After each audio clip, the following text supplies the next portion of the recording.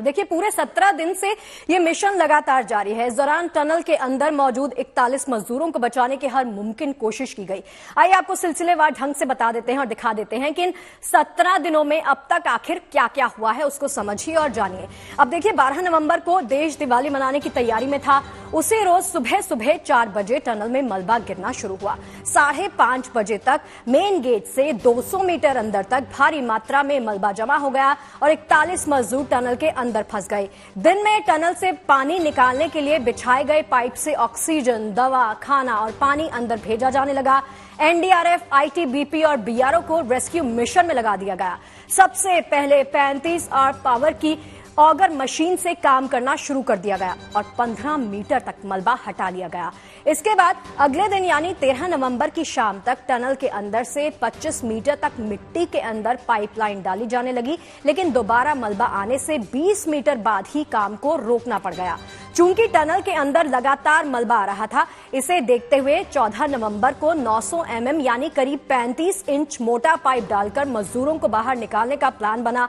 इसके लिए auger drilling machine और हाइड्रोलिक जैक को काम में लगा दिया गया, लेकिन ये मशीनें भी असफल साबित हुई। 15 नवंबर को कुछ देर ड्रिल करने के बाद ऑगर मशीन के कुछ पार्ट्स खराब हो गए, जिसके बाद दिल्ली से एयरफोर्स के हरक्यूलिस विमान के जरिए हैवी ऑगर मशीन को मौके पर पहुंचा दिया गया। 16 नवंबर को 200 हॉर्स पावर वाली heavy American drilling machine auger का इंस्टॉलेशन पूरा हुआ। शाम 8 बजे से रेस्क्यू ऑपरेशन दोबारा से शुरू किया गया। रात में टनल के अंदर 18 मीटर पाइप डाले गए, लेकिन 17 नवंबर को हैवी ऑगर मशीन के रास्ते में पत्थर आने से ड्रिलिंग फिर से रोकनी पड़ी। इसके बाद रातों रात इंदौर से नई ऑगर मशीन मंगवाई। 18 नवंबर को दिन भर ड्रिलिंग का काम रुका रहा। इसके बाद नए सिरे से 5 जगहों से ड्रिलिंग की योजना तैयार की गई। अब तक मजदूरों को अंदर फंसे 1 हफ्ता हो चुका था। 19 नवंबर को केंद्रीय मंत्री नितिन गडकरी और उत्तराखंड के मुख्यमंत्री पुष्कर सिंह धामी रेस्क्यू ऑपरेशन का जायजा लेने पहुंचते हैं। उसी दिन सिलक्यारा एंड से ड्रिलिंग दोबारा से शुरू की गई। खाना पहुंचाने के लिए एक और टनल बनाने की शुरुआत कर दी गई। 20 नवंबर को international tunnelling expert Arnold Dix ने उत्तरकाशी पहुंचकर सर्वे किया और वर्टिकल ड्रिलिंग के लिए 2 स्पॉट फाइनल किए। मजदूरों को खाना देने के लिए 6 इंच की नई पाइपलाइन डालने में सफलता हासिल हुई। 21 नवंबर पहली बार टनल के अंदर कैमरा अंदर भेजा गया और फंसे हुए मजदूरों की तस्वीर पहली बार सामने आई। उनसे बात भी की गई। ये भरोसा हो गया कि सभी मजदूर ठीक हैं और स्वस्थ हैं। मजदूरों तक 6 इंच की नई पाइपलाइन के जरिए खाना पहुंचाने में सफलता मिल गई। अब 22 नवंबर को सिलक्यारा की तरफ से ऑगर मशीन से 15 मीटर से ज्यादा की ड्रिलिंग की गई।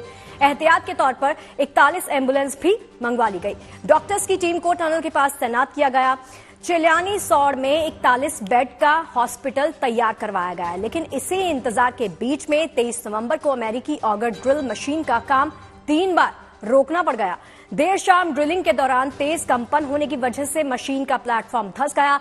इसके बाद ड्रिलिंग अगले दिन की सुबह तक रोक दी गई। इससे पहले 1.8 मीटर की ड्रिलिंग हो चुकी थी।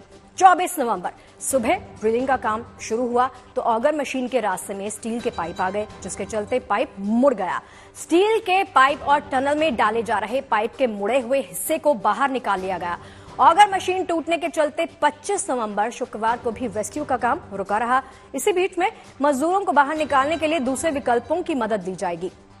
बी प्लान के तहत टनल के ऊपर से वर्टिकल ड्रिलिंग की तैयारी होने लगी। इसके लिए करीब 86 मीटर की खुदाई करने का प्लान भी बनाया गया। 26 नवंबर को पहाड़ की चोटी से वर्टिकल ड्रिलिंग की शुरुआत की गई।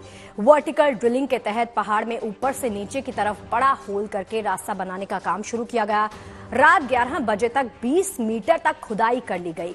27 नवंबर यानी कल सुबह 3 बजे सिलक्यारा की तरफ से फंसे ऑगर मशीन के 13.9 मीटर लंबे पार्ट्स निकाल लिए गए।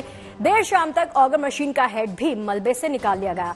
इसके बाद रैक माइनर्स ने मैनुअली ड्रिलिंग को शुरू किया। आज इस मिशन का 17वां दिन है। सुबह से ही रैक माइनर्स मजदूरों को बचाने की कवायद में जुटे हैं।